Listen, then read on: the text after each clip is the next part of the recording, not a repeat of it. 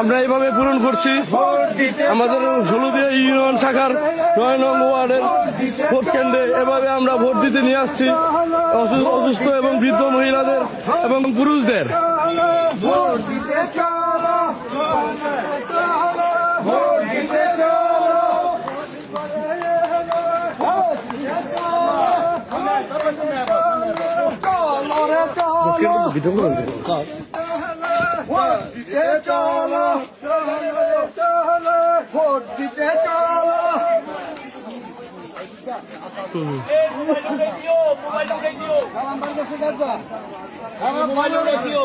বাংলাদেশে